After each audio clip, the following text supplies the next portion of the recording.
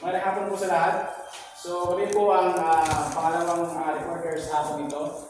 So, ang aming tatalakayin ngayon ay pinamalatang ibasa. At mahirap ng mga katawan at teknolohiya. So, pag sinasabi natin panghihiram ng mga katawan pang-agham at teknolohiya, may idea ka ba Bilis Bacantos? Ito yung mga panghiram sa katawagan ng yung agham is science at yung teknolohiya is So, maraming salamat. So, yung agham is science. So, pag sinabi natin panghiram ng mga katawagan pang-agham, ito yung mga, di ba tayo is, sinakop tayo ng mga Banyaga, sinakop tayo ng mga Hapon, Amerikano, at saka Espanyol. So, doon sa naman natin na kung saan nakakuha tayo ng mga, napanghiram tayo ng mga lingwahe. So, ngayon, so, sa kautosang pangkagawaran bilang 29 section 1974, sinasaad na ang mga asignaturang araling panlipunan o agham panlipunan, wastong pag-uugali, edukasyon, panggawain, edukasyon, pangkalusugan at edukasyon pisikal ay tinuturo sa Pilipino o Pilipino, samantalang ang agham at matematika ay sa English. So may dalawang uri ng pagsasaling. So dalawang pangalang uri ng pagsasaling. Ang una, ito ay ang pagsasaling agham o technical. Pangalawa is pagsasaling pangpanindigan. So ano nga ba ang pagsasaling agham o technical? So ang pagsasaling agham o technical, ito ay ang balita, formal na sanaysay, features, articles, agham, panlipunan, tekstong papatas, disiplinang akademiko o teknolohiya. So, ano nga ba ang layunin ng pagsasaling agham?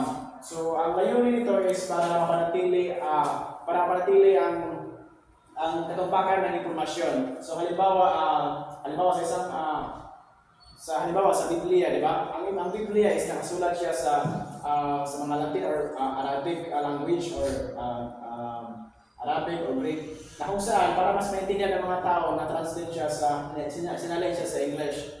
Pero sa ating bansa is kung saan maraming mga Pilipino ang hindi masyado nakakaintindi ng English, kaya sinalin siya sa wikang Pilipino. So sa wikang Pilipino naiintindihan ng mga tao. Pero may mga tao pa rin dito sa Mindanao na kung saan hindi masyado nakakaintindi ng Tagalog. Kaya nanasalin naman siya sa wikang Cebuano. Nakadepende sa mga lugar. May mga lugar kasi na hindi nahihirapan sila makaintindi ng Tagalog or Cebuano, kaya isinalin ko sa kanilang wika mismo para maintindihan nila. So yun yung pagsasaling agham o technical. Ang pangalawa naman is yung pagsasaling pampanitikan.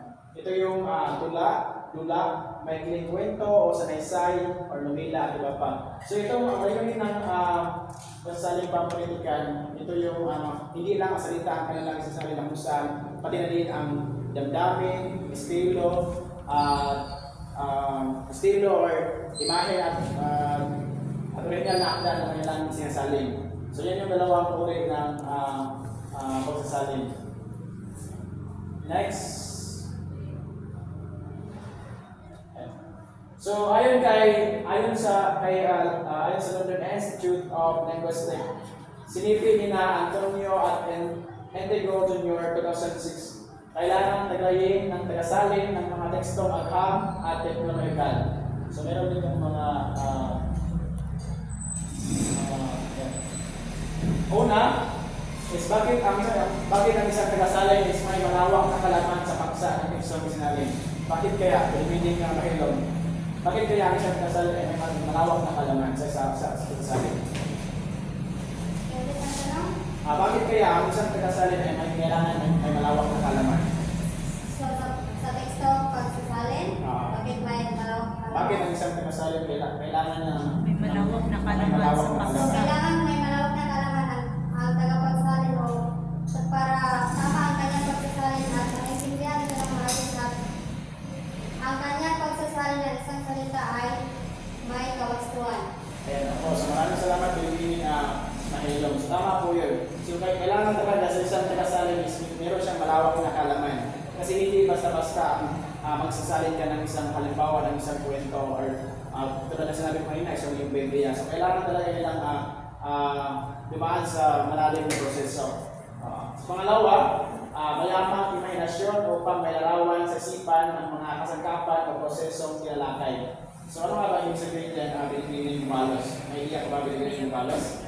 Mayamang imahinasyon upang may larawan sa isipan ng mga kasangkapan o prosesong tinalakay. Wala po. Ayan. Sige, so maraming salamat. So dito, kailangan sa isang pinasali, kailangan niyang pag-isipan ng mabuti.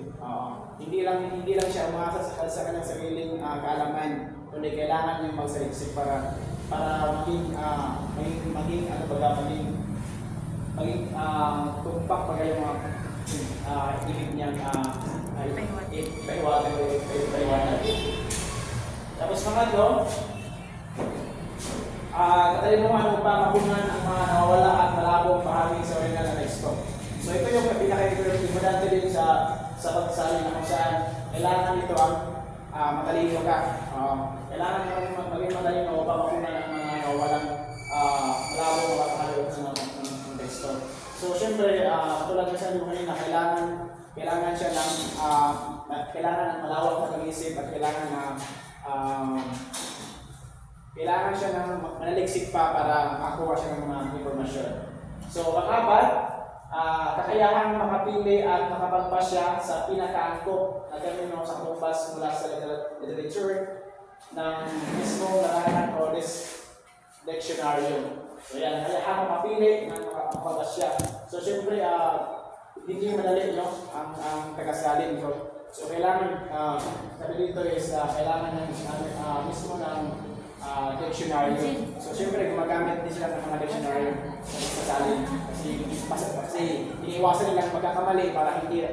Kasi kapag magkakamali sila, is magkakalito na yung mga tao. Yeah. So, pang-lima, kasanayang gamitin ang pinagsasalinang wika ng may kalinawan, katiyakan, at bias. So, katulad ng sinabi ko kanina, kailangan sa pagsalin, kailangan ang wika na kailangan ginagamit is hindi siya malalim. Kumbaga, madali lang maintindihan ng mga tagapagbasa. Para madali lang maintindihan. Yan yung purpose yan yung dahilan kung bakit merong tagasalin para mas maintindihan ng mga tao. Tapos, panghuli, karanasan sa pagsasalin sa mga kaunay na larangan o disiplina. Ayan, ito yung siyempre, yung mga tagasalin is meron silang mga, or biyasan na mga sila, or meron silang mga karanasan. So, para mas madali nilang may salin kung ano ang kanilang paksa na kanilang sasalin. So, yan yung anim na Tapos, sunod naman, ito yung mga sulangin sa pagsasalin ng tekstong agham at teknolohikal. So ito is meron itong dalawang bahagi, dalawang uri. Ito yung una,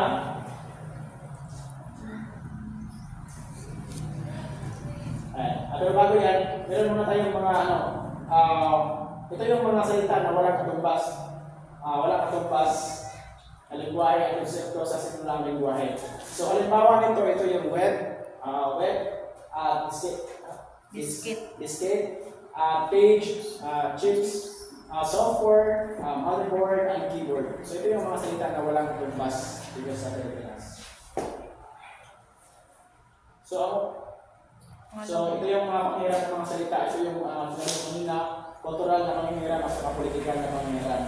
So ang kultural na pangyayari, ito ay tumutukoy sa pagkuha mula sa ibang kultura at pagkasama nito sa sariling wika. So halimbawa nito sa pagkain. Sa Pilipino, ang hirap na salita sa pagkain is yung kagaya ng spaghetti, di ba?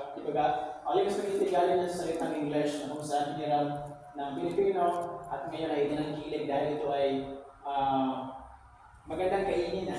Masarap.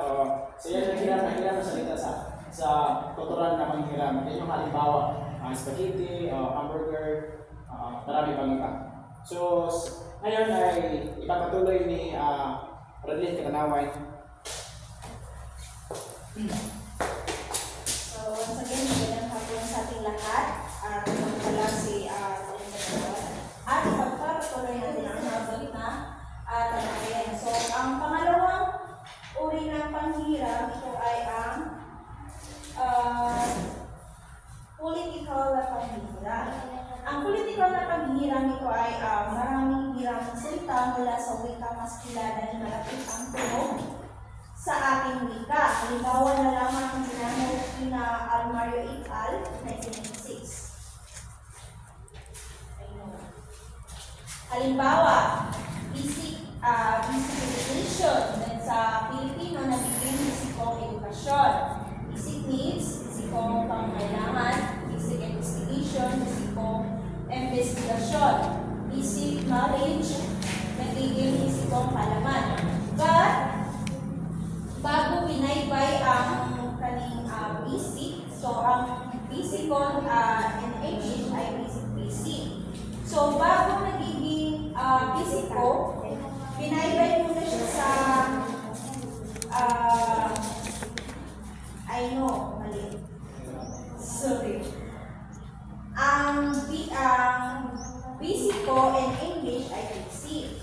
So, bago siya naging bisiko, binaybay muna siya sa bisiko sa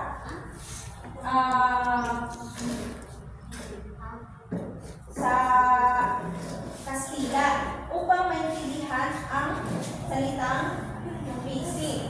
So next is narito ang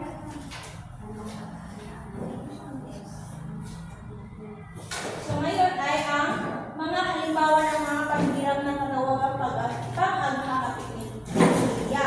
May 5 panghiram na katawagang pang-agha-kapitolya. Una ay ang panghiram na walang pagbabago. So, sino ang makapagbibigay ng halimbawa?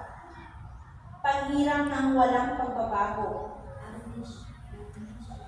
Maliban sa internet, virus, ano pa? Halimbawa, robot. Di ba? Wala siyang pagbabago. Laser. Di ba? Wala. So, next. Panghiram na may pagbabago sa baybay. Halimbawa, biology. Sa Pilipino, nagiging biologiya. Physics, naging fisika. So, sino ba ang makapagbibigay ng halimbawa? Charcos. Ano pa? Panghiram na may pagbabago sa baybay. Computer. Di ba? Nagiging computer. Nagiging ang sila yung kilig. Then, registration. Nagiging registration.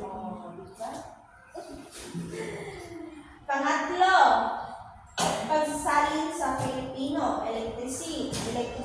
Nagiging kuryente. Battery. Nagiging baterya. Ano pa? Alma, maliban sa halimbawa na ibinigay ko. Ano pa? May pagsasalin sa Pilipino.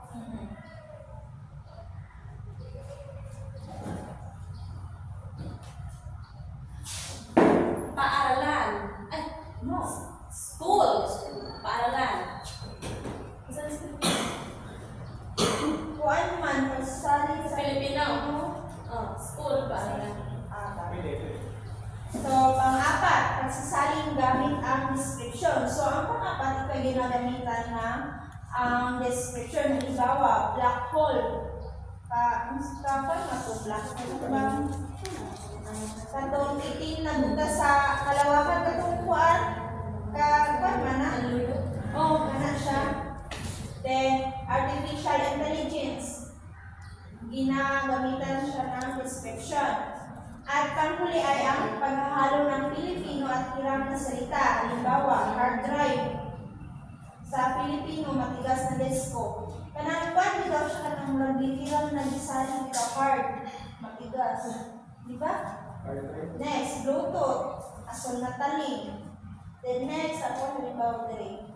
Touchscreen. Screen ng oscilador. Smartphone. Matalinong telepono. Bakit i-describe niya ba? I-describe niya. Ang hard drive, matigas. Pero ganapan ni Brad, itiran nga yung isalin yun. Pero lang isalin na mo ako. So, may katanungan ba sa pan? Wala na. Okay.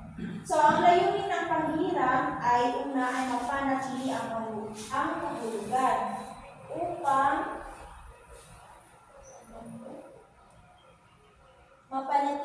kahulugan upang ang mga teknikal na termino ay magkaroon ng malinaw na kahulugan sa wikang Pilipino. Pangalawa, mapaunlad ang wikang Pilipino upang magkaroon ng mas maraming terminong pangagaham at pangteknolohiya sa ating wika. At pangatlo, mas madaling pagtuturo at pagkatuto upang mapadali ang pag-unawa ng estudyante at iba pang gumagamit ng wika sa mga teknikal na larangan. So may mga katanungan pa ba? At kung wala na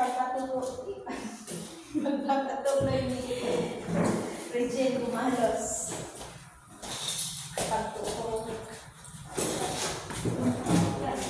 Magandang hapon sa lahat. Ako pala ang panghuling tagapagsalita.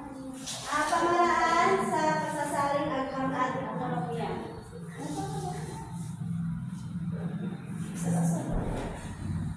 So, nasaling angkat o direct borrowing. Paggamit ng mga salita o idea mula sa ibang wika. Halimbawa, sa salitang English sa salitang English is perception. Sa pagsaling ng wikang Filipino ay ang perception ay nagiging Y-O-I-S-U-N. Sa pangalawa, saling pang imbabaw. Ginagamit ang salitang ayon sa original nitong teknikal na kahulugan. Halimbawa sa pagsasaling ng wikang Filipino reinforcement bilang panumbas sa reinforcement sa salitang English. Pangatlo, saling hiram. Panghihiram ng wika kung saan sinasalin ng literal ang kahulugan ng salita o parirala. Halimbawa, paguan. Halimbawa sa salitang English ay brainwashing, sa wikang Filipino ay paghuhugas otak. Pang-apat, saling likha.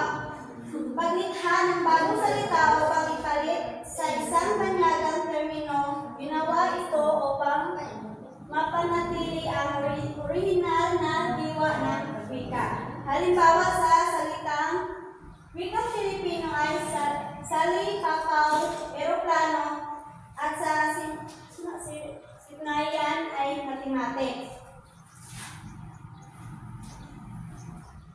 Panglima, saling dagdag. Pinaikli ang mga salita o gumagamit ng mas madalas ulitin kaysa sa mahabang salita. Halimbawa, PNP ay Philippines National Police, DOH, Department of Health.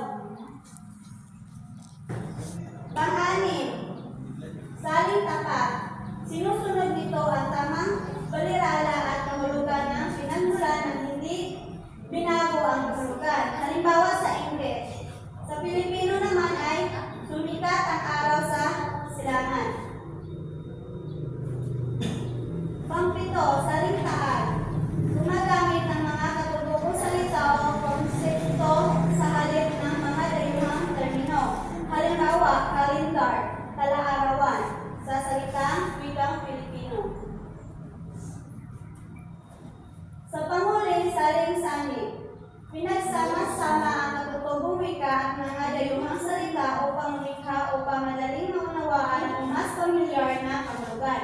Halimbawa, mobile phone, teleponong sulular, computer mouse, dagang pang-computer. At iyon lang po. Maraming salamat. May mga katanungan ka ba kay class? Opo, Ma'am Meron.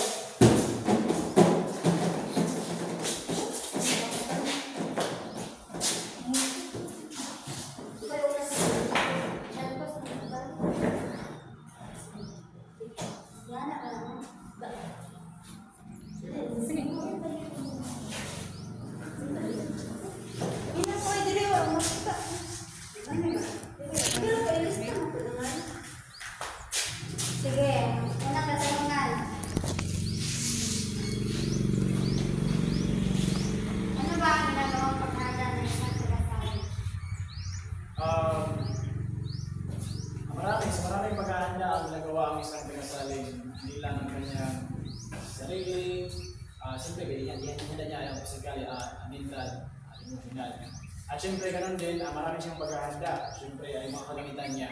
Kasi yun yung mga ginagamit niya sa pagsalin. So, siyempre, kailangan yung mga kagamitan para kanyang ginagawa mo sa sarili is para tuloy-tuloy ito. At siyempre, sa panahon ngayon, kailangan na din ng internet. Hindi lang, kasi noon yung mga taga-salin is nagbabasa sila sa kanilang kalaman, sa mga dictionaryo, at saka sila din ay nagbabasa din sila para makuha sila ng mga idea. Pero ngayon, sa magitan ng technology ay nakatulong din sa kanila para mas mapadali ang kanilang gawain. So yan po. So ako naman magtanong, ano ba ang kapangyarihan ng isang mabuting tagapagsali? So ang una ay malawak na kaalaman upang maging bihasa sila sa kung paano isalin ang kanang source, kung paano ba nila isalin ang pinagmula na target, at maging sensitibo sila sa kanilang sasalin. Dahil hindi lahat ng mga salita ay dapat i-kuan dito ka na i-translate. Then, dapat tapat sa diwa ng akda. Dahil hindi lang basta salin ang kundi ang kabuuan ng mensahe, kundi kanang taos-puso dito ang mga ikuan, i-translate. Then, mapanulit na matyaga. Dapat maingat siya sa pagpili ng mga salita at estilo ng pagsulat at dapat ka nang malikhain din siya sa pag-translate. Paano nakakapalawak ang kalaman ang pagdiraw ng mga salita? Paano nakakapalawak ang kaalaman ang pagdiraw ng mga salita? Para makalawak ang mga paghirang ng mga salita, para mabilis maunawaan ng mga tagapagdinig or